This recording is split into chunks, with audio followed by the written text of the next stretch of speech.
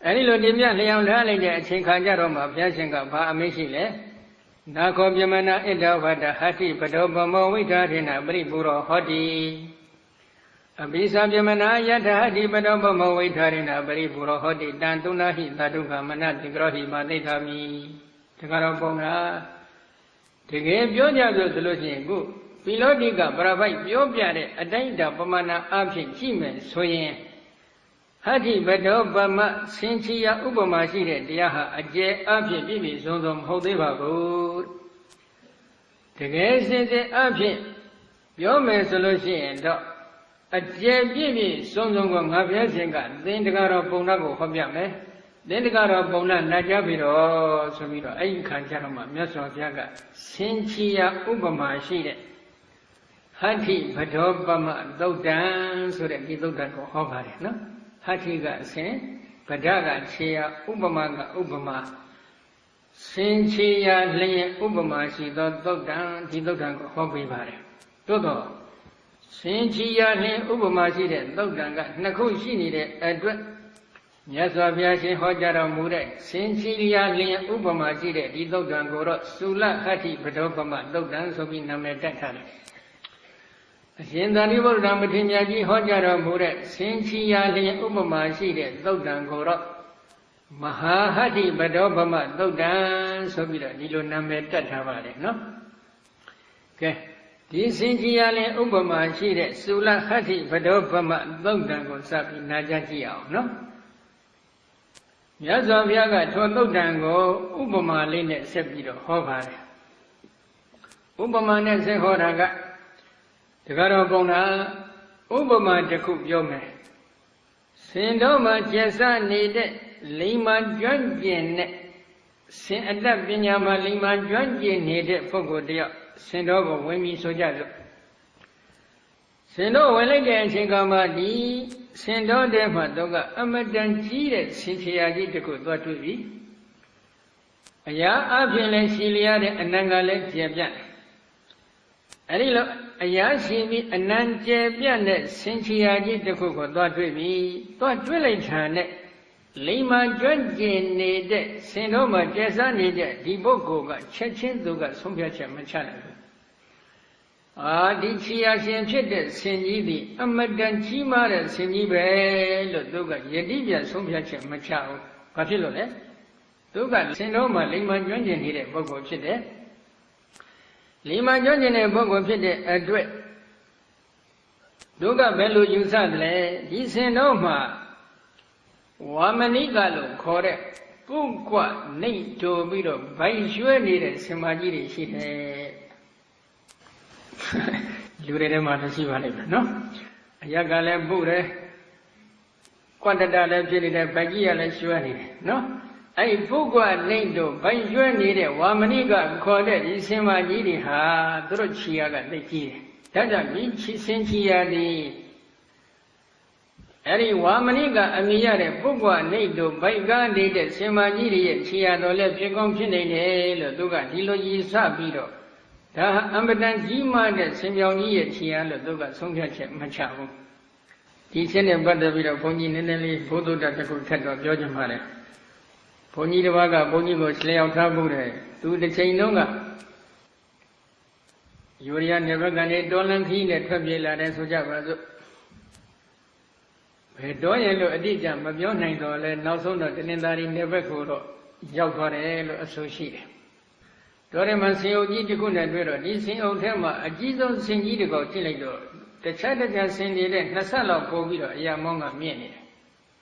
Colongo Rangala, Nasadonzo, Bovi Gini, Senidura, Dula Arden, Senigala do Yagini, and Nova Seojiga, Senid.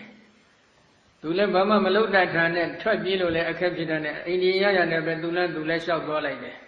Tamina, any Sinchia Guago, do they shall Sini Londora, do Lila Chile, Kama, Sinchia Guago, do we be tangy like that, Demilingue Telusian, Gongayane. I don't know, Chiabian, no? Good Imala, Sinchia Yigo, Duga, do related, Sinka, Sinchiaga, the genie.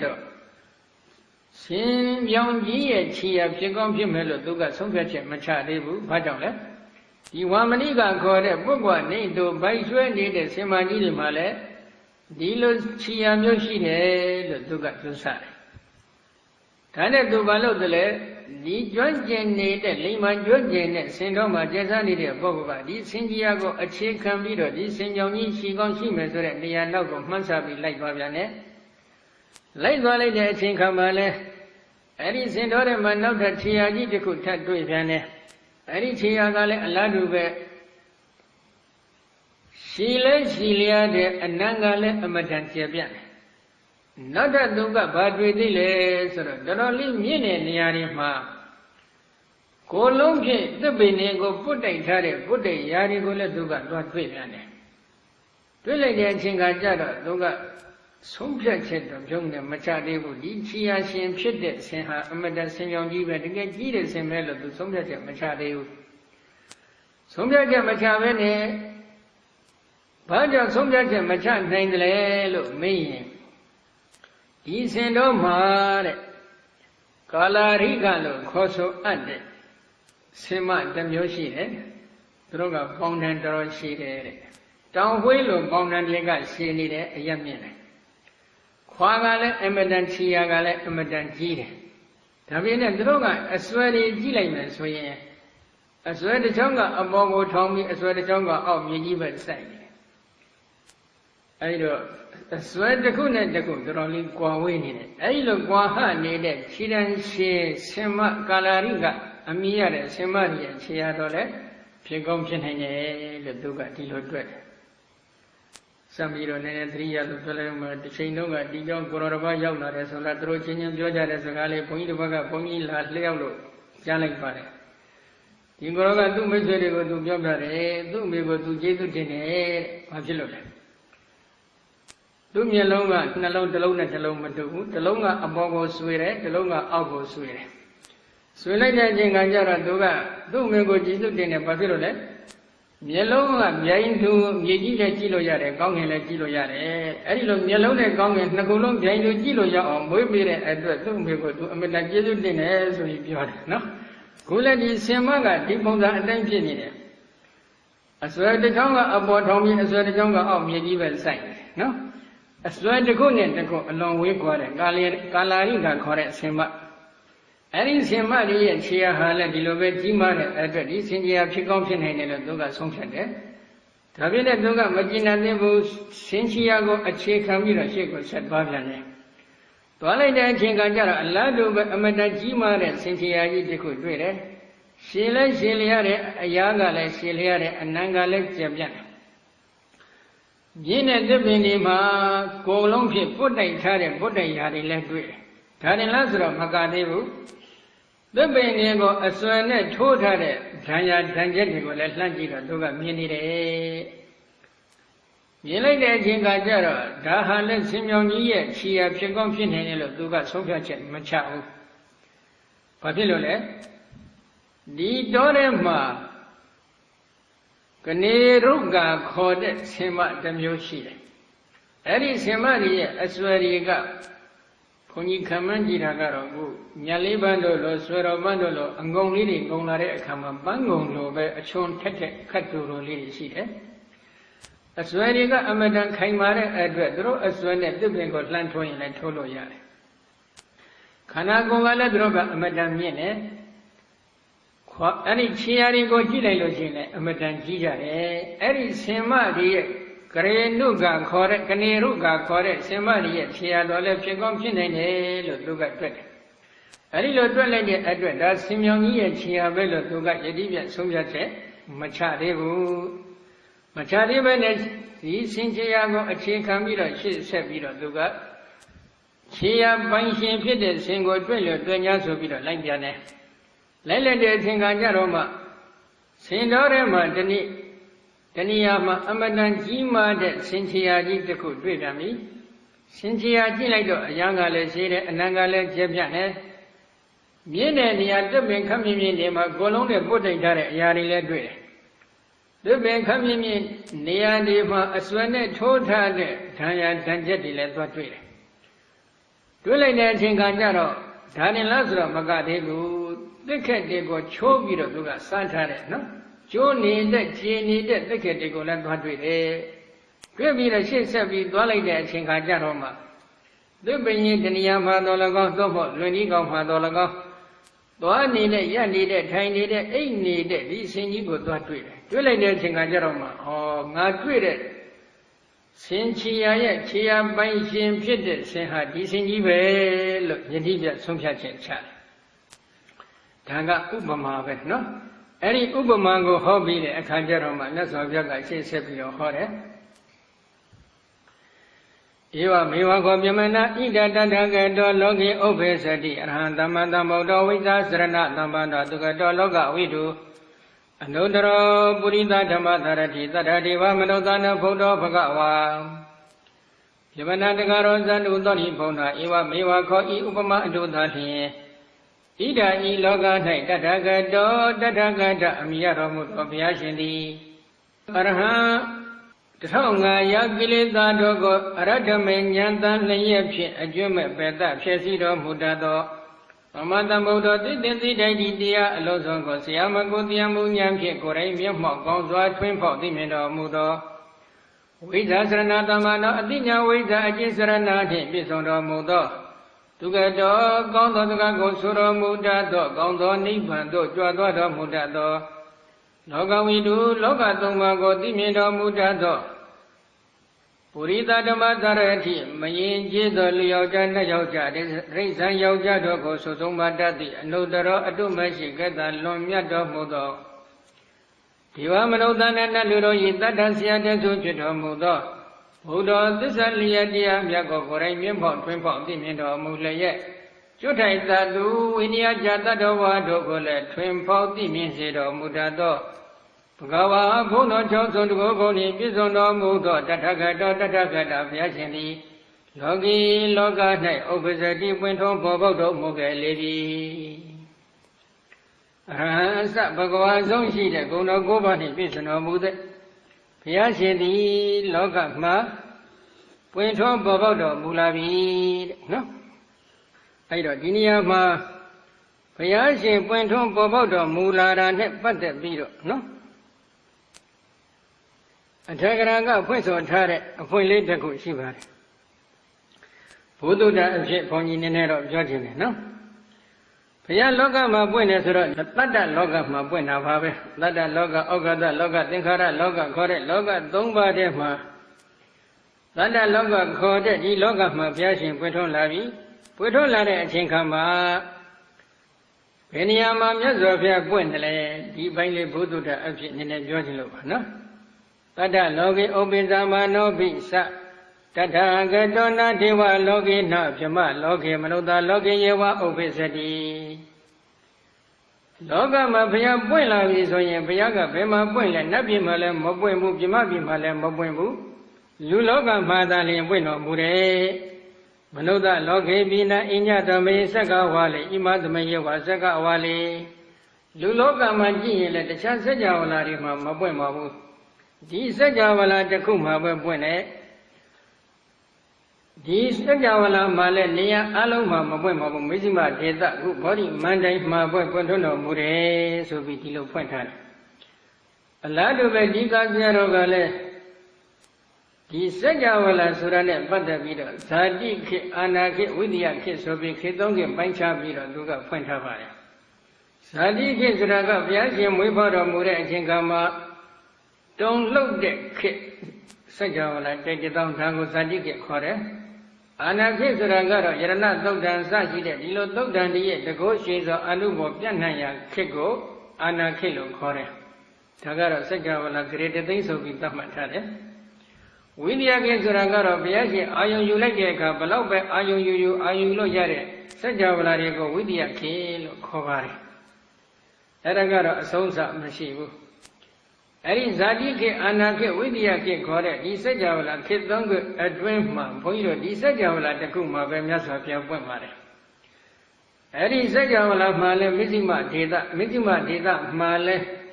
ဘောဓိမန္တန်ရှိရာဒီနေ့ခေအပြောနဲ့ပြောရင်တော့ဗုဒ္ဓဂါယာရှိရာဒီဒေသမှာပဲမြတ်စွာဘုရားရှင်တို့ပွင့်ရောဓမ္မတာရှိတယ်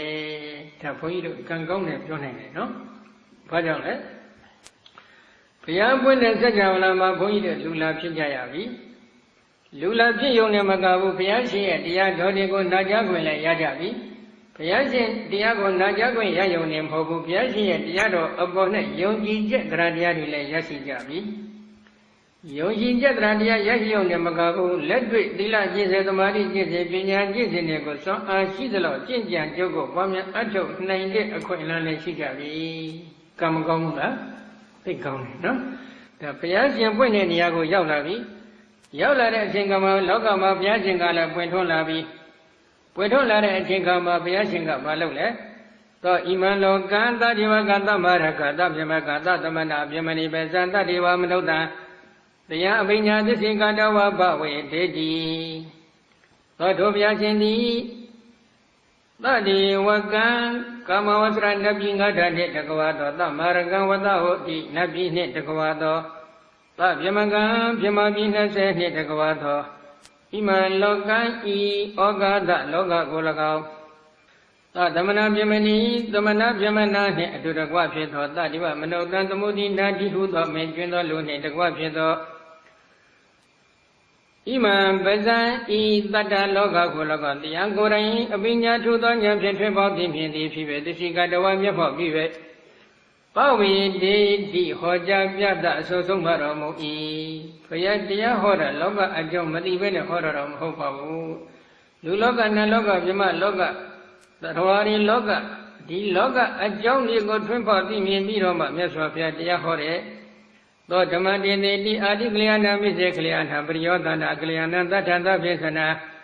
ကေဝလပရိဘုံနာပရိသုဒ္ဓမြမစရိယပကတေတိသောထိုဘုရားရှင်သည်အာတိကလျာဏအစရင်ကောင်းခြင်းဖြင့်ပြည့်စုံသောမိစေကလျာဏအလယ်ရင်ကောင်းခြင်းဖြင့်ပြည့်စုံသောပရိယောသနာကလျာဏအဆုံးရင်ကောင်းခြင်းဖြင့်ပြည့်စုံသောတတ္ထအနက်နှင့်တတ္ထအနက်နှင့်ပြည့်စုံသောသဗ္ဗေသနာသရနှင့်ပြည့်စုံသောဓမ္မတရားတော်များကိုတည်သိဟောကြားပြတအဆိုဆုံးမှတော်မူလေသည်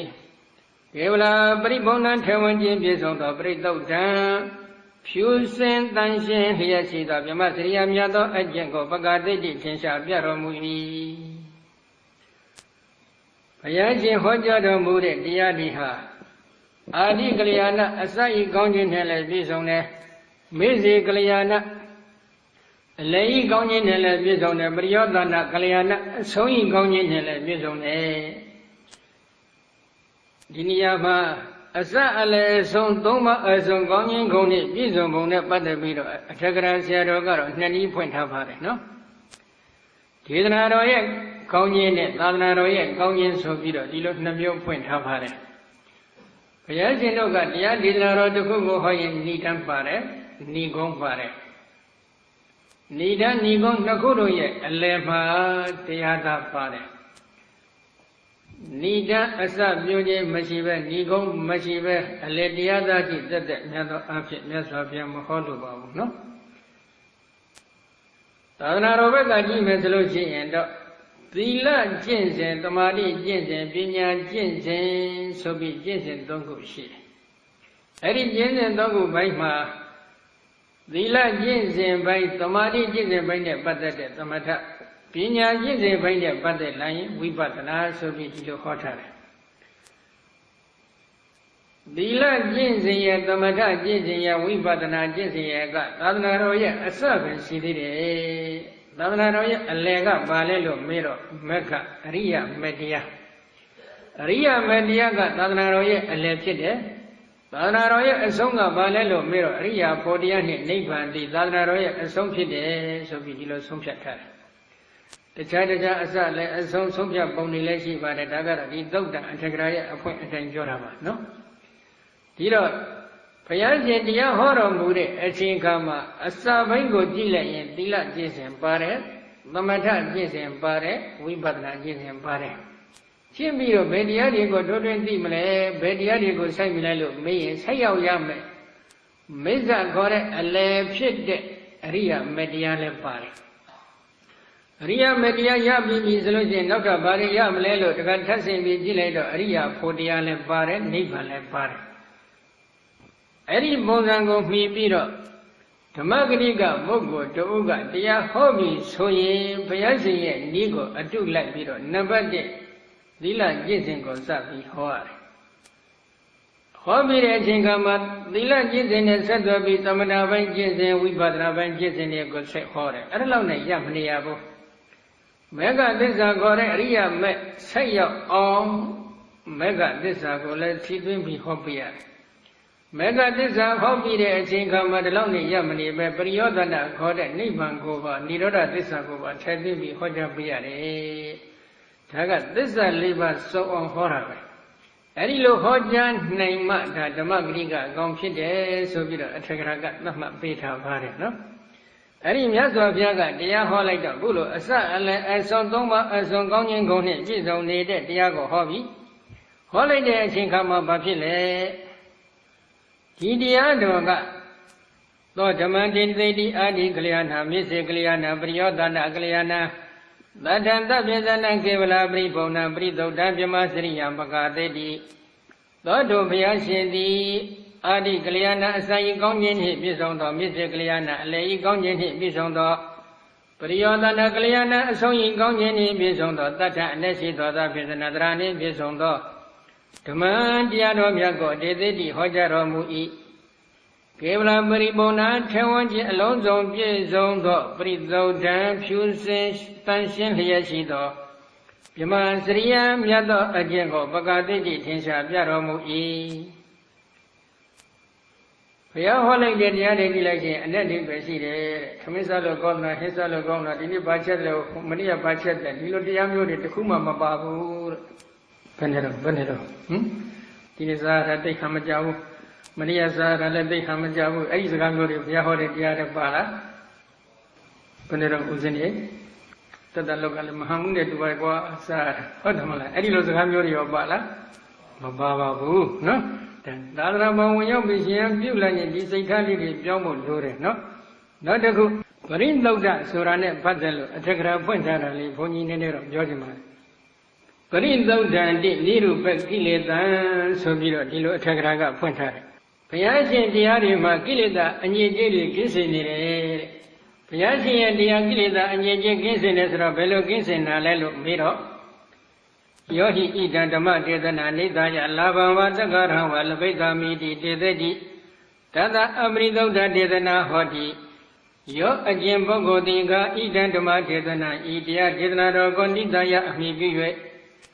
Lava, Lava, Golaga, the Garama, Puzo, the Gara, Golaga, Lavega Mi, Yashi, Pea. Idi, Idan Nalong, Bayu, Dedi, Diahoromu. Dianga Holayan of Blauyari, what the matter? Luriga Nago Bello Gino Lalime, Bello Budo Lalime to the Lilo Miolin Janet, Diago Homi. Tada Gobogo I Abrido Messenger, Didanadia, Didnadi, Hoji P. Lalaba Nego Miolin Vida, Budo Dia Home, Soye. Didia Didna do the Messenger, Didna Muta Pide, Lalaba of me, Didna, no? Bhagavabana Logamida Dira Bekohida Paranina Vita Bavanaya Mudu Hadeyo Olong Bana the Bawa Danji Dina Sidina Didi Bhagavabana Piasindiga Logamida Dira Beko Loga Amida Gong Negwe Do Sita Machidi Pive Hida Paranina Ajosi Wango Pianando Sita Shileye Meda Bavanaya, Meda Bavana, Jamudu, Harayon, Nunyato, Sinalon, City Pive. Olombana, the Bava, Dandi Dina, Pong Upaman, the Vodia, Night, Gonza, Dida, Sidina, Sidam, Dedi, Hojaromu. Take on, no? Fabio. Fayadia Holiday, Singama, Viasinga, Loga Amida, Kore. You see, Loga Amida did upon it, Nugwet, Vendare, Sita, Piashima, Lolo Mashivu. Gaga Denare, Sita, Lolo Mashivu. Tarinazro, Magadevu, Hita, Parana, Tiana, Breda, Pita, to be Davagadi, a Josie Bago, Piana needed Sita Vashida. Meda Bavanaya, Mudu Haraya. Tiana Breda, Uzo needed Rava Alondo upon it. Shanjan Ta'ad Mida Bhavana Mida Zanshi, eh? You Mida Bhavana Mida Zanya Swa Ajo, Mudu Hadaya, Nunyan, the Win needed Sita Mesopyama Shide.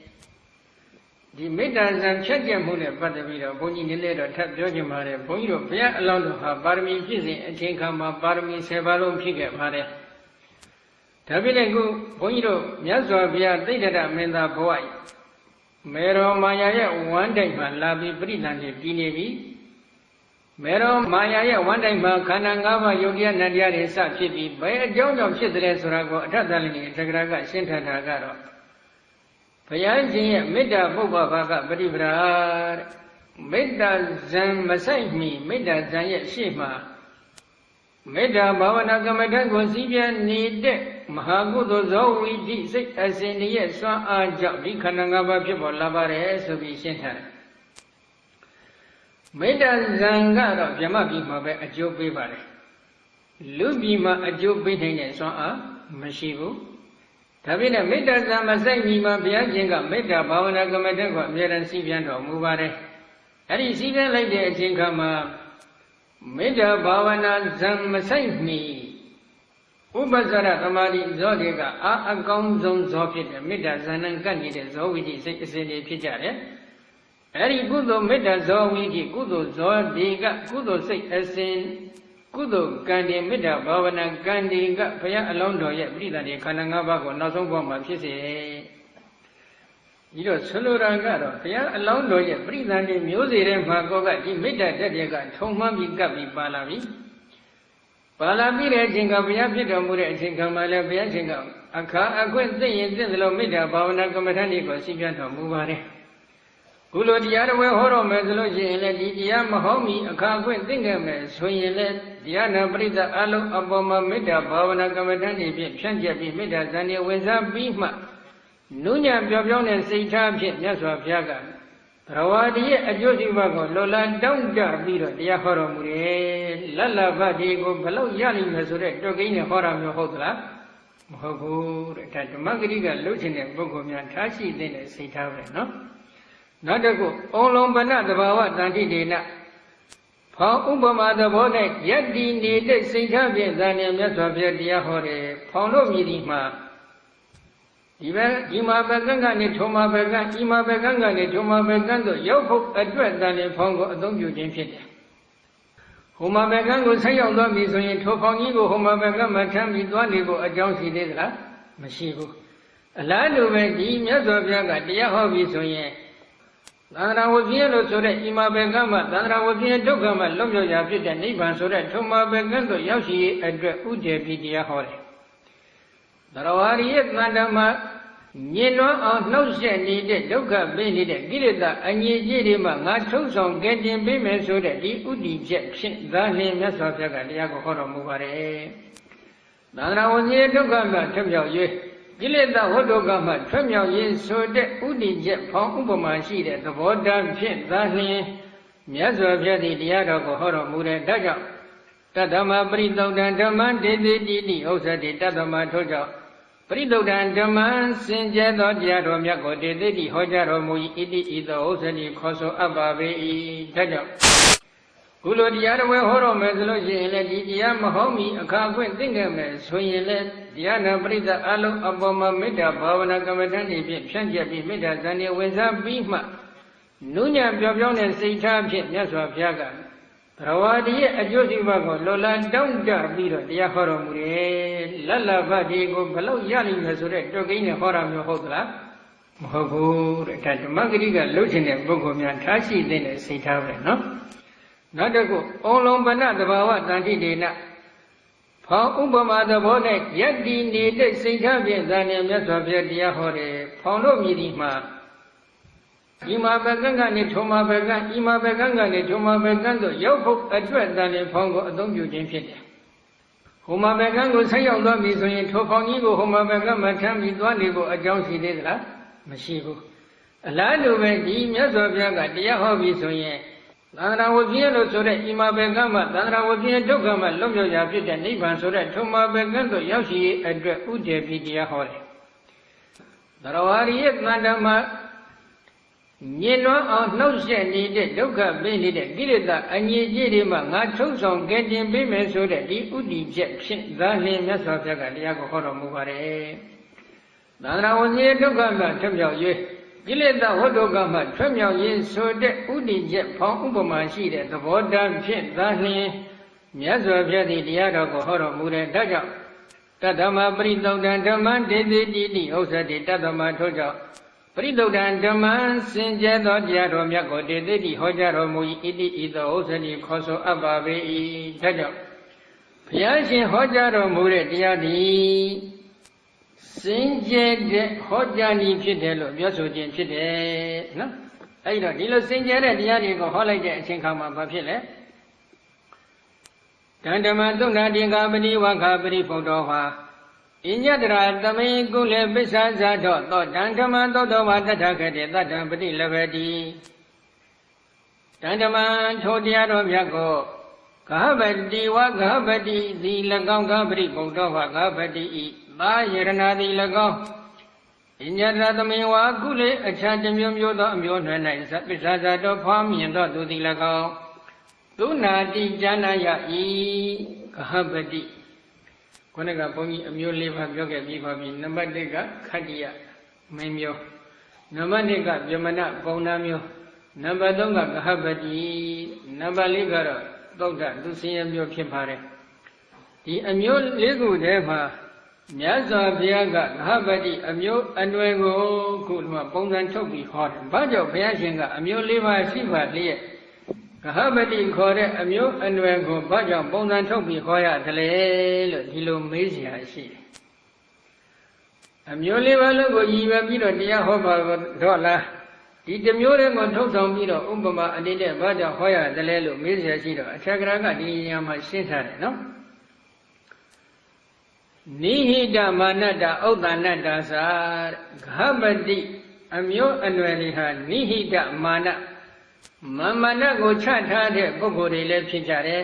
။ဥဒ္ဒနာများလည်းများကြတယ်။လူလောကမှာမင်းမျိုးဆိုတာကလူနည်းစုပဲဖြစ်တယ်။ပုံနာမျိုးဆိုတာကလည်းလူနည်းစုပဲဖြစ်တယ်။ဂဟပတိအမျိုးအနွယ်တွေဆိုတာကတော့များလည်းများတယ်။သို့တော့သူတို့ကမာနသိမကြီးဘူးတဲ့။မာနမကြီးဘူးဆိုတာကဘုန်းကြီးပြီးတော့မှရှင်းပြပါမယ်။နောက်တစ်ခုသုဒ္ဓဆိုတဲ့အမျိုးအနွယ်လည်းရှိတယ်အဲ့ဒီအမျိုးနွယ်၄ခုထဲမှာဒီဂဟပတိအမျိုးအနွယ်ကိုဘုရားရှင်ကပုံစံထုတ်ပြီးပြောရတာဘာကြောင့်လဲလို့မေးတော့ယေဘုံယေနာဟိခတ္တိယကုလတောပပိစိတဇာတိနိသယမာနကရောတိယေဘုံယေနာမြတ်သောအပြင်ခတ္တိယကုလတောမင်းမျိုးမင်းနွယ်မှပပိစိတရှင်ဝင်ရောက်၍ရှင်ပြုလာကြတဲ့ပုဂ္ဂိုလ်တို့ဒီကပပိစိတသာသနာဘုံသို့ဝင်ရောက်၍ရှင်ပြုလာတဲ့ပုဂ္ဂိုလ်တို့ဒီကဇာတိမိမိတို့ရဲ့မင်းမျိုးမင်းနွယ်ဆိုတဲ့ဇတ်ကိုနိသယအမိပြု၍မာနမာနာကိုကရုံးတိပြုတတ်ကြကုန်၏ညာသောအပြင်ခတ္တိယအမျိုးအနွယ်ကမင်းမျိုးမင်းနွယ်ကနေရှင်ပြုလာတဲ့ပုဂ္ဂိုလ်တွေကမိမိတို့ရဲ့အမျိုးဇတ်ကိုအမိပြုပြီးတော့မှဘာဖြစ်လဲမာနတွေသိကြည့်ကြတယ်နောက်တစ်ခုယမနာကုလပပိစိဓမ္မတိနိသယမာနကရုံးတိယမနာကုလပုံနာမျိုးပုံနာနွယ်မှပပ္ပိစိတသာသနာပေါင်းတို့ဝင်ရောက်၍ရှင်ပြုလာကြတဲ့ပုဂ္ဂိုလ်တို့ဒီကမန္တေမန္တန်တို့ကိုနိသယအမိပြု၍မာနမာနာကိုကရုံတိပြုတတ်ကြကုန်၏ပုံနာအနွယ်ကနေပြီးတော့ရှင်ပြုလာတဲ့ပုဂ္ဂိုလ်တွေကမန္တန်ကိုအမိပြုပြီးတော့မာနတွေသိကြီးကြပြန်တယ်နောက်တစ်ခုဟိနာပိစ္ဆကုလယုံညာနဲ့အမျိုးအနွယ်မှပပ္ပစိတသာသနာပေါင်းတို့ဝင်ရောက်၍ရှင်ရန်ပြုလာကြတဲ့ပုဂ္ဂိုလ်တို့ဒီကအတ္တနောဝိဇ္ဇတိတာယပဋိတ္တဒုဏတကောတိအတ္တနောမိမိ၏ဝိဇ္ဇတိတာယယုံညာနဲ့အမျိုးစံရှိသည့်အတွက်ကြောင့်ပဋိဋ္ဌာတုံသာသနာတော်၌ယတ္တိကျင်္ဂနာတကွန်တိမစွန့်နိုင်ကြလေကုန်ယုံညာနဲ့အမျိုးနွယ်ကနေပြီးတော့သာသနာပေါင်းဝင်ရောက်ပြီးရှင်ပြုလာတဲ့ပုဂ္ဂိုလ်တွေကြပြန်တော့လဲမိမိတို့အမျိုးနွယ်ကိုယ်တိုင်ကယုံညာနေတဲ့အတွက်ကြောင့်သာသနာတော်မှာကြားရှိသောယက်တည်ပြီးမနေနိုင်ကြဘူးဒီချက်ကလေးကတော့ဟိုများသောအဖြစ်ဆိုတဲ့စကားလေးခံထားပါတယ်နော်ဘုန်းကြီးဒါနှိမ်ချပြောတာတော့မဟုတ်ပါဘူးတခါကြီးတွေလောကမှာနည်းနည်းတော့အကဲခတ်ကြည့်ကြနော်လူတူတယောက်ကလောကမှာကြီးပွားတယ် ကြီးပွားတဲ့ပုဂ္ဂိုလ်ကြည့်လိုက်ရင်ကြီးပွားတတ်တဲ့သူ့မှာအကြောင်းလေးတွေရှိတယ်ကြီးပွားတတ်တဲ့စိတ်တွေစိတ်ဓာတ်ကြီးပွားတတ်တဲ့စွမ်းဆောင်မှုစသဖြင့်ရှိပါတယ်ဆင်းရဲနွမ်းပါးနေတဲ့ပုဂ္ဂိုလ်တရားကိုလှမ်းပြီးကြည့်လိုက်ဆင်းရဲနွမ်းပါးလောက်တဲ့စိတ်တွေစိတ်ဓာတ်ဆင်းရဲနွမ်းပါးလောက်တဲ့အပြုအမူလေးတွေသူ့မှာရှိနေတယ်ဒါကအကဲခတ်လို့ရတယ်အထက်တန်းကြတဲ့ပုဂ္ဂိုလ်တွေကိုလှမ်းကြည့်လိုက်ရင်အထက်တန်းကြတဲ့အပြောအဆိုအပြုအမူစိတ်နဲ့စိတ်ဓာတ်တော်များများရှိကြတယ်ခုဒီနေရာမှာယုံညံ့တဲ့အမျိုးအနွယ်ကသာသနာ့ဘောင်ဝင်ရောက်ပြီးရှင်ရပြုလာတဲ့ပုဂ္ဂိုလ်တွေဟာသာသနာတော်မှာကြာရှည်စွာယက်တည်ဖို့ရအတော်လေးခက်ခဲတယ်။ဘာကြောင့်လဲ။သာသနာတော်မှာယက်တည်တယ်ဆိုတာကသီလကအခြေခံဖြစ်တယ်။သီလပျက်စီးသွားပြီဆိုရင်သာသနာတော်မှာဘယ်လို့မှယက်တည်လို့မရဘူး။အမျိုးအနွယ်ကအမတန်ယုံညံ့တော့မိဘတွေကလည်းသားသမီးကိုအစဉ်တည်းမြင်မတဲ့စိတ်နေစိတ်ဓာတ်တွေရှိအောင်ဒီသားသမီးကိုသင်မပေးနိုင်ဘူး။ဘာကြောင့်သင်မပေးနိုင်တယ်လဲဆိုတာကတော့မိဘတွေကိုယ်တိုင်ကလည်းအစဉ်တည်းမြင်မနေတဲ့စိတ်နေစိတ်ဓာတ်ရှိအောင်မကြိုးစားခဲ့တဲ့ပုဂ္ဂိုလ်တွေဖြစ်တယ်။အဲဒီလိုပုဂ္ဂိုလ်တွေကသားသမီးရလာပြန်တော့လေဒီသားသမီးကိုအစဉ်တည်းမြင်မတဲ့စိတ်နေစိတ်ဓာတ်တွေကင်းဝလောက်အောင်ဘယ်ပုံဘယ်ဘယ်နည်းလမ်းအဖြစ်ပြုပြင်ပေးရမယ်ဆိုတာနားလည်းမလဲဘူး။သားသမီးတွေကလည်းမလိုက်နိုင်ဘူး။နောက်တစ်ခုကတော့သူတို့ရဲ့ကံပဲ။အတိတ်ကနေပြီးတော့ရှိမှုထားတဲ့ကံတွေကတော်တော်လေးကိုအစိမ့်နေနေတဲ့အခါကျတော့အစိမ့်နေတဲ့နေရာကိုရောက်အောင်ဒီကံတွေကပို့ဆောင်ပေးလိုက်တဲ့အတွက်ဒီကံရဲ့စွမ်းအားကြောင့်လည်းသူတို့ဟာစိတ်နေစိတ်ဓာတ်တော်တော်လေးနှိမ့်ကြတဲ့ဘုံဘဝကိုရောက်ရှိနေကြရတယ်။အဲဒီလိုစိတ်နေစိတ်ဓာတ်အမတန်နှိမ့်ကြနေတဲ့ပုဂ္ဂိုလ်တွေကဖြူစင်ပြည့်ပြတ်တဲ့ဒီသီလကျင့်စဉ်ကိုပြည့်ပြည့်စုံစုံဖြစ်ကျင်ပါဆိုရင်များသောအားဖြင့်မဖြစ်ကျင်နိုင်တဲ့ပုဂ္ဂိုလ်တွေဖြစ်ကြတယ်။အဲဒီလိုဖြူဖြူစင်စင်မဖြစ်ကျင်နိုင်တဲ့အတွက်သာသနာမှာကြာရှည်ယက်တည်ပါလားဆိုတော့ယက်တည်လို့မရဘူး။နောက်တစ်ခုဇီကဆရာတော်ကတော့ဖွင့်ထားတယ်။ရေမုံရဇီကအရာပြောမယ်ဆိုလို့ရှိရင်တော့သာသနာတော်မှာမဉ္ဇဉ်ဘုံညာရနိုင်တဲ့မျိုးစစ်ရှိနေတဲ့သူတော်ကောင်းမှန်ခဲ့ရင်ထိုသူတော်ကောင်းပြုစုပြတော်ခဲ့တဲ့အတိတ်ကကံကြီးကသာသနာတော်မှာမဉ္ဇဉ်ဘုံညာရနိုင်တဲ့နေရာကိုရောက်အောင်အမျိုးဆက်အဖြစ်အစဉ်ပြေတဲ့နေရာရောက်အောင်ပို့ဆောင်ပေးပါတယ်အလွန်နှိမ့်ကြတဲ့အမျိုးအနွယ်ကိုရောက်အောင်များသောအဖြစ်ပို့ဆောင်မပေးဘူးသူထူထောင်ခဲ့တဲ့ကောင်းမှုကုသိုလ်ကံတွေကမေဖို့နိဗ္ဗာန်ရဖို့ရအတွက်အခန့်နဲ့ဖြစ်နေပြီဆိုရင်ထိုကံတွေကမေဖို့နိဗ္ဗာန်ရနိုင်တဲ့နေရာမျိုးအစစ်မြင့်တဲ့နေရာမျိုးကိုရောက်အောင်ပဲပို့ဆောင်ပေးတယ်သိချမ်းသာရမယ်လို့မဆိုလိုဘူးနော်စိတ်နေစိတ်ဓာတ်အစရှိတဲ့အဖက်ဖက်ကပြည့်ပြည့်စုံစုံဖြစ်နိုင်တဲ့နေရာမျိုးသူတော်ကောင်းတရားကိုလက်တွေ့ကျင့်နိုင်တဲ့နေရာမျိုးရောက်အောင်ဒီကံကပို့ဆောင်ပေးတယ်လို့ဆိုလိုပါတယ်နော်အဲဒါကြောင့်ဒီနေရာမှာအမျိုးယုံညံ့နေတဲ့ပုဂ္ဂိုလ်တွေကလည်းအမျိုးကယုံညံ့လွန်းတဲ့အတွက်သီလကျင့်စဉ်ကိုဖြူဖြူစင်စင်ဖြစ်ခြင်းမှာဆိုရင်စိတ်နေစိတ်ဓာတ်ကိုကဖြူဖြူစင်စင်ဖြစ်ခြင်းရင်လက်စိတ်နေစိတ်ဓာတ်မရှိတဲ့အတွက်သာသနာတော်မှာယက်တည်ဖို့မရနိုင်ဘူးနောက်တစ်ခုခဟပတိဓာရကပနာကိစေဟိသေတံဘုဇံတေဟိဗိဓိယလောနာပုပ္ပမာနာယဘုမိန်ကတိတဝါနိယတမာနတဘာဟွန်တိခဟပတိဓာရကပနာခမတိအမျိုးအနွယ်မှဖြစ်ပေါ်လာသောသူငယ်တို့ဒီကကိစေဟိလဂရိကြတော်မှသေရန်ထွေကိုမုံစံတိဟိထွက်ကြစဉ်ကုန်လှဲ့ရဲ့ဗိဓိယကြောင့်ကုန်မှလောနံသကောပုပ္ပမာနယပုပ္ပမာနာယပွင့်စေကြကုန်လျက်ဘူမိန်အရိယမတိဟုသောမြေကိုကတိတဝါရအောင်ခြုံရွယ်ကြကုန်၍နိဟိတမာနဓမ္မခြားထအပ်သောမမာနထောင်လွှမ်းမှုရှိကြကုန်သည်ဟွန်ဒီဖြစ်ကြလေကုန်၏ကာမတိအမျိုးအနွယ်ကဖြစ်ပေါ်လာတဲ့သူငယ်လေးတွေထိလိုက်ရင်တဲ့သာသနာတော်မှာတကယ်လက်တွေ့ကျင့်ရမယ့်သီလကျင့်စဉ်သမာဓိကျင့်စဉ်ပညာကျင့်စဉ်တွေကိုလက်ကလေးကြကချွေးတွေကြနေပါစေရအောင်ချမယ်ဆိုပြီးတော့တကယ်ကြိုးစားကြတယ်ခါကနေပြီးတော့ချွေးတွေထွက်လို့ချွေးကနေပြီးတော့အငိုင်ဓာတ်ဖြစ်တဲ့အတွက်ကြောကုန်းမှာစားတွေပွင့်ရင်လည်းပွင့်နေပါစေနောက်မဆုတ်ဘူးဘယ်နဲ့တော့ဒုံလဘတွေဘယ်လိုနေကြလဲဟုတ်ကြလားမဖြေဘူးဟုတ်ပုံတော့သိမပေါ်ဘူးနော်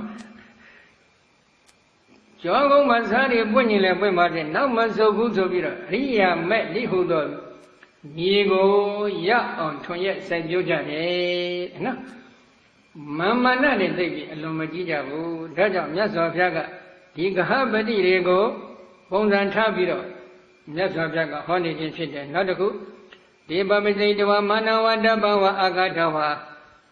ယထာဗလံဗုဒ္ဓဝဇ္ဇနာဥက္ကေတဝဝိပဿနာယကမ္မကရဏတသကွန်တိအရတေပရိစ္ဆာတောဒီထောကပတိသူငယ်တို့သည်ပပစိတဝသာသနာပေါင်းတို့ဝင်ရောက်၍ရှင်ရန်ပြုကြကုန်သည်ရှိသောမာနဝမမနာကို၎င်းဓပ္ပဝါထောင်းလွှမ်းမှုကို၎င်းအကံတဝမပြုကြကုန်မူ၍ယထာဗလံစွမ်းအားရှိသလောက်ဘုရားဝတ္တနာမြတ်စွာဘုရား၏တရားတော်ကိုဥက္ကေတဝသင်ယူကြကုန်၍ဝိပဿနာယဝိပဿနာဘာဝနာလုပ်ငန်းရ၌ကာမကြိုးစားအထောက်ခြင်းလုပ်ငန်းရကိုကရွန်တာလိုက်နာပြုခြင်းကြကုန်လျက်အရတိအရတဖို့၌ပဋိဌာန်တုံးတည်တံခြင်းငါတန်ကွန်တီစွမ်းနိုင်ကြလေကုန်၏ခါမတိအမျိုးနွယ်ကသူငယ်တွေကြည့်လိုက်ရင်သာသနာပေါင်းဝင်ရောက်ပြီးရှင်ပြုလာတဲ့အချိန်ခါမှာမာမနာကလည်းသိမကြည့်ဘူးမိမိစွမ်းအားရှိသလောက်ဘုရားရှိရဲ့တရားတော်တွေကိုသင်ယူတယ်သင်ယူပြီးတဲ့အခါဝိပဿနာဘာဝနာကမ္မထာတွေကိုလက်တွေ့ကြည်ကြံကြုတ်ကိုပွားများအထောက်ကြတဲ့အတွက်အရတ္တဖို့၌ယက်တည်နိုင်တဲ့စွမ်းအားတွေရှိတယ်ဣတရေဟိသာကုလိနေကမေတဝမပပိစိဌာနာမနာဘဟုကာဣတရေဟိအခြားအမျိုးနွယ်ဣတရေဟိသာကုလိဟိအခြားအမျိုးနွယ်တို့မှလိနေကမေတဝထွက်၍ပပိစိဌာနာမသန္တနာပေါင်းတို့ဝင်ရောက်၍ရှင်ပြုကြတဲ့ပုဂ္ဂိုလ်တို့မြည်သည်ကနာဘဟုကာများပြားလှသည်ကမဟုတ်ကုန်ဂါပတိကာဝဘုံကဂါပတိကာဝဂါပတိအမျိုးအနွယ်ရှိတဲ့ပုဂ္ဂိုလ်တို့သည်သာလည်းဘုကာများများလှကုန်၏ဂါပတိအမျိုးအနွယ်တွေကသာလည်းသာသနာပေါ်မှာဝင်ရောက်ပြီးရှင်ပြုရကများတယ်မိမျိုးမိနွယ်ပုံနာမျိုးပုံနာတွေလူကြီးရဲ့အမျိုးအနွယ်တွေကသာသနာပေါ်ဝင်ရောက်ပြီးရှင်ပြုတာတွေကသိနေတယ်ဒါကြောင့်မာမနတွေကိုနှိမ်ချထားတာကအကြောင်းတစ်ခုများပြားတာကအကြောင်းတစ်ခု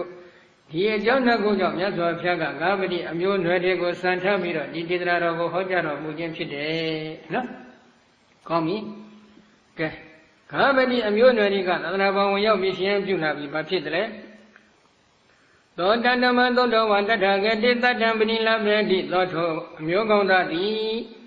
တန္တမထိုဘုရားရှင်ဟောကြားတော်မူတဲ့တရားတော်ကိုသုတ္တဝါဉာဏ်ရာသည်ဖြစ်ပေတထဂတိဘုရားရှင်အပေါ်၌တတ္တံယုံကြည်ချက်တရားကိုပဏိလဘေတိရရှိလေ၏ဘုရားရှင်အပေါ်မှာယုံကြည်ချက်တရားရပြီသောဒေနတတ္တပဏိလဘေနသမဏဂတောဣတိပရိသေစိတ်ခတိသောထိုပုဂ္ဂိုလ်သည်ဒေနတတ္တပဏိလဘေနထိုတရားကိုရရှိခြင်းကြောင့်ရရှိခြင်းနှင့်သမဏဂတောပြည့်စုံသည်ဖြစ်ပေဣတိဣသောပရိသေစိတ်ခတိစဉ်းစားဆင်ခြင်၏ရှင်ဟံမပြုတ်ရင်ဘုရားတရားနာတော့မှသူကစဉ်းစားပြီဘုရားတရားနာပြီးတဲ့အခါမှာလည်းစဉ်းစားပြီဘယ်လိုစဉ်းစားလဲသမ္မာတော်ဂရဝတောရဇောပထောဂရဝတောဣယတိတောလူပေါင်းသီဃသမ္မာတော်ကျင်းမြောင်းလှ၏ရဇောပထောကိလေသာတိဟုသောမြူမုံတို့ထရလမ်းကြောင်းဖြစ်ပါပေ၏ဣယတိတောလူပေါင်းဆိုတာကတော့တော်တော်လေးကျင်းမြောင်းနေတဲ့ကိလေသာမြူမုံတွေထနေတဲ့လမ်းကြောင်းကြီးတစ်ခုလည်းဖြစ်တယ်ဒီချက်နဲ့ပတ်သက်ပြီးတော့အထက်ကရာကဖွင့်ထားတယ်နော်သစေပိတတိဟတေခရေယောဇနတတံတရေပိဝထွေဇံပတိကဝတံတိတထပိနေသသဗ္ဗေသနသပရိဘောဓထေနဂရဝတောတံဘောတောယေဝါဘာပြောတာလဲဇနီးမောင်နှံနှစ်ဦးတို့ဟာအတောင်60လောက်ကျပြန့်နေတဲ့အိမ်ထဲမှာအတူတကွနေရသည်ပဲဖြစ်ခြင်းဖြစ်ပါစေဒုနဲ့ဒုယူဇနာ100လောက်ဝေးကွာနေတဲ့နေရာမှာနေထိုင်ရသည်ပဲဖြစ်ခြင်းဖြစ်ပါစေထိုသနီမောင်နှံတဦးတို့ဟာတို့အဘောတဦးသကိဉ္စနကြောင်းကြမှုသပရိဘောဓတောင်းတမှုစိုးရင်ပူပန်မှုတွေကများပြားနေကြတယ်ဘလောက်ပဲဝေးကွာတဲ့နေရာမှာနေအခြေအနေလေးသိချင်တော့လှမ်းဖုံးထရရတဲ့ဘာလို့ရတဲ့ညာလို့ရတဲ့စမ်းထရရတဲ့ပေါ့လေနော်အကြောင်းတွေကအမျိုးမျိုးကြောင်းကြမှုတောင်းတမှုတွေမရှိကြဘူးလားစိုးရင်မှုတွေရှိနေကြတယ်အဲ့ဒါကြောင့်ဂရဝတ္တသံပါဒဣယတိထောလူပေါင်းသည်ကျင်းမြောင်းနေနော်ရဇောပထရာဂအစရှိတဲ့ကိလေသာမြူမုံတွေကဒီလူလောကမှာတစ်ထောင်ထောင်ထနေတာဖြစ်တယ်နော် အရိလိုမြူမကိလေသာမြူမုံဒီရင်ကလူလောကမှာတထောင်ထောင်ထနေတဲ့အတွက်ကိလေသာမြူအလင်းလင်းလိမ့်ကနေတဲ့ပုဂ္ဂိုလ်တွေဟာသန္တရာဝဇ္ဇံဒုက္ခမှာကြွရဖြစ်တဲ့နိဗ္ဗာန်ကိုရောက်ဖို့ဆိုတာလွယ်ပါမလားသိမလွယ်ဘူးနော်ဒါကြောင့်သူကဘယ်လိုစဉ်းစားလဲသမ္ပါတောကရဝတောရဇောပထောကရဝတောဣယတိထောလူဖောတိကသမ္ပါတောကျင့်မြောင်းထဤရဇောပထောကိလေသာမြူမုံတို့ထရလမ်းကြောင်းဤဖြစ်ပါပေ၏ပပိသရှင်ယံဖြစ်သည်ကအဘောဂတောလွန်ဤကောင်းနှင့်တူလာပါပေ၏ရှင်ယံအဖြစ်ကတော့လွန်ဤကောင်းနှင့်တူတယ်သူကတော့လွတ်လပ်တယ်နော်အနှောင်ဖွဲ့တွေကတော်တော်လေးကျင်းနေပြီ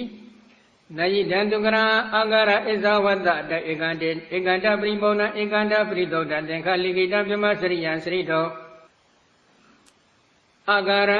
ဧယတိထောလူပေါင်းကိုဣဇဝတ္တတစိုးနေထိုင်လဲရဲ့ရှိသောပုဂ္ဂိုလ်သည်ဧကန္တပရိပုံဏထေဝံခြင်းစင်စစ်ပြည့်စုံသောဧကန္တပရိသုဒ္ဓထေဝံခြင်းစင်စစ်စင်ကြယ်တန်ရှင်းလျက်ရှိသောသင်္ခါလိကိတံခရုသင်ပုသင်နှင့်အတုဖြူစင်လဲရရှိသောဣဒံပြမစရိယဤပြမစရိယကိုစရိတုံကြည်ခြင်းကနတ်တုကရမလွယ်ကူပေအယတိတုံလူဘုံမှာနေထိုင်နေတဲ့ပုဂ္ဂိုလ်ကစင်စစ်ပြည့်ပြည့်စုံစုံစင်စင်ကြယ်ကြယ်ဖြင့်ခရုသင်ပုတ္တိလို့ခရုသင်ပုတ္တိလို့ဖြူစင်နေတဲ့ဒီပြမစရိယခေါ်တဲ့ကျင့်စဉ်ကိုကျင့်မယ်ဆိုရင်တော့သိမလွယ်ဘူးဒါကတော့တရားနာပရိသတ်တွေလည်းလက်ခံနိုင်လိမ့်မယ်လို့ဘုန်းကြီးမျှော်လင့်ပါတယ်နော်တခါကြီးကျောင်းဆရာကြီးတူကဘုန်းကြီးလျှောက်ထားမှုတယ်ဆရာတော်တခါတလေမူသားပြောရတော့မယ်ဆိုတာလည်းသိတယ်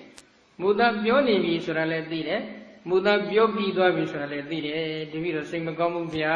ဆိုပြီးတော့လာလျှောက်ဖို့တယ်နော်လူလောကမှာမလွဲမရှောင်သာတဲ့အကြောင်းတွေဆိုတာကရှိတတ်ပါတယ်ဒါကြောင့်တကယ်စင်စစ်ဖြူဖြူစင်စစ်ပြည့်ပြည့်စုံစုံကြင်ကြံကြုတ်ကိုပွားများအထုဖို့ဆိုတာလူလောကမှာသိမလွယ်ဘူးတဲ့နော်ယန္တုနဟကိတမတောဩဟယတဝကာတယာနိဝဋ္ဌာနိအစ္ဆတေတဝအာဂရသမအနဂရိယပပိစေယံဟံဃာတိကိတမတောသံဘောစေကိုဩဟယတဝရိပေ၍ကာတယာနိဝဋ္ဌာနိဖိုင်စွန်းတဲ့ဝတ္တငံတို့ကိုအစ္ဆတေတဝဖုံးလွှမ်း၍အာဂရသမဣယတိတောလူဖောမှအနဂရိယအယမထောင်းသည့်ယဟန်ဖောင်တို့ဗဗေဇေယဝင်ရောက်၍ရှင်ယံပြုအပ်ပါမုကယန္တုဏကောင်းလေစွာဣတိဤသို့လျင်ပတိသင်္စိတ်ခတိစင်စုစမ်းဆင်ញံမိလေ၏အယတိတောလူဖောင်ကိုဆုံးခပ်ပြီးအယမထောင်းသည့်ယဟန်ဖောင်တို့ဝင်ရောက်ပြီးရှင်ယံပြုအပ်မယ်ဆိုလို့ရှိရင်တော့သိကောင်းမယ်ဆိုပြီးတော့နော်သူကစဉ်းစားတယ်ပြီးတော့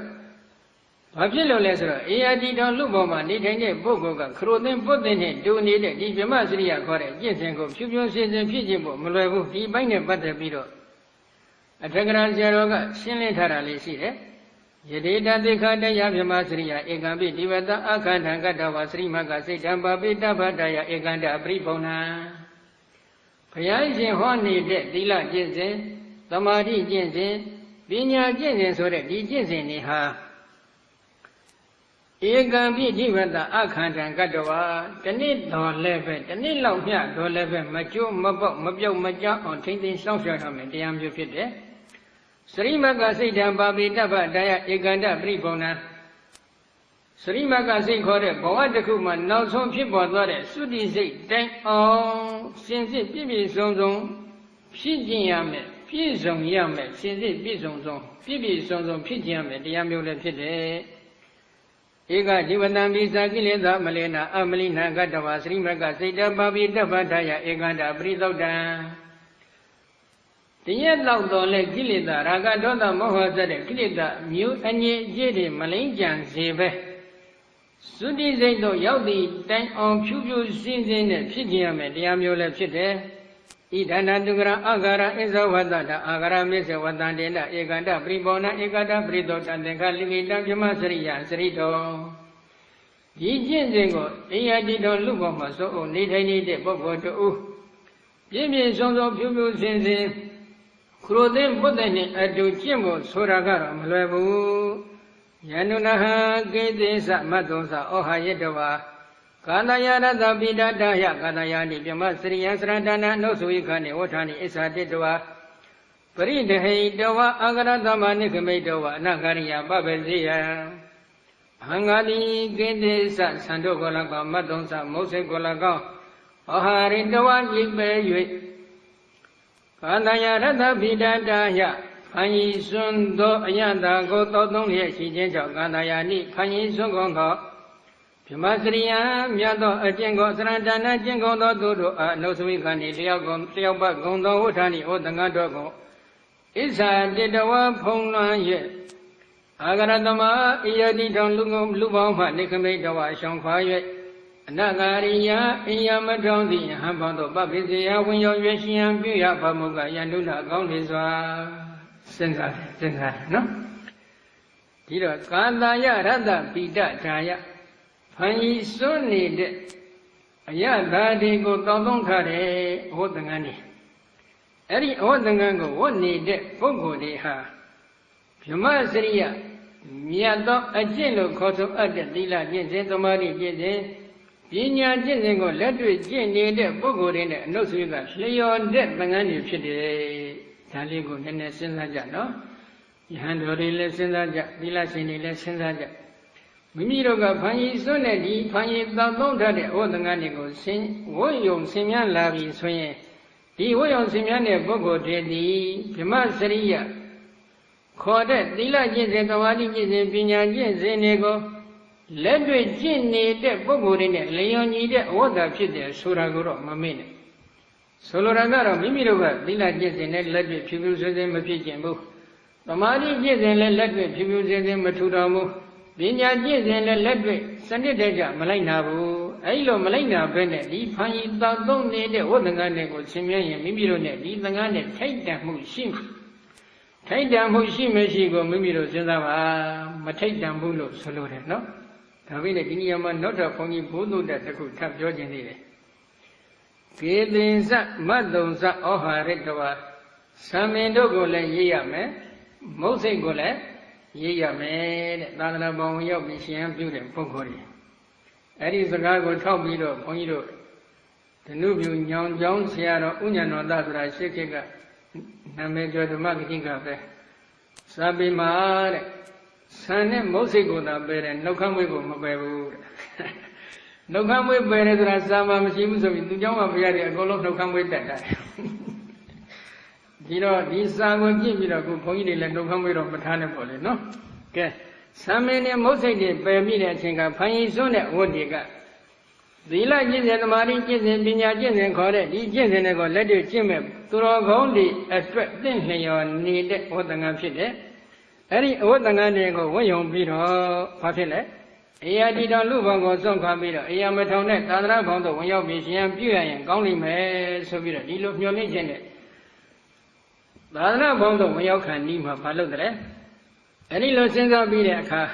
though a Brina Domina, Ababa, Bobia Kanda Bahaya, Mahandawa Bobia Kanda Baya, Abawanya, Dibriwata Bahaya. Mahandawa Nyadi Briwata Mahaya Gidamado Oha Ridava Gandayani Otani Isadidova Agaradama Nagariya Babesadi Sotobogodi Abrina Domina Diana Bidi Nabai Kala Night Abawa Bogan Kandan Devado Sise Osa Zugo Muli Mahaya Beson Tagay Mahandawa Bogan Kandam Yabya Lazado Sise Osa Zugo Muli Mahaya Beson Tagay Abawa Nyadi Brivota, never not swim you about a fogoli Bahaya, Beson Tagay. Mahandawa Nyadi Brivota, Yabia Lazado, swim you at the Wangoli, Bahaya, Beson Tagay. Kidamado, Samosiko, Ohari, the one ye pray, Kadayani, Otani, Pani, Sunday, Otangadogo.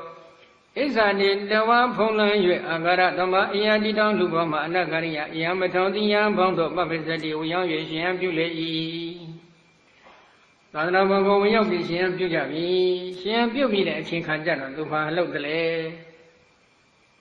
Loaded, Longan, Quinigo, Mesma Jaga, a season that the same medicine, Hojam Jada, so much of Muvada, no? And it's so much technical, never Jama, Najaya, no? Dinira, Dinia, Maventia, Dinjazo.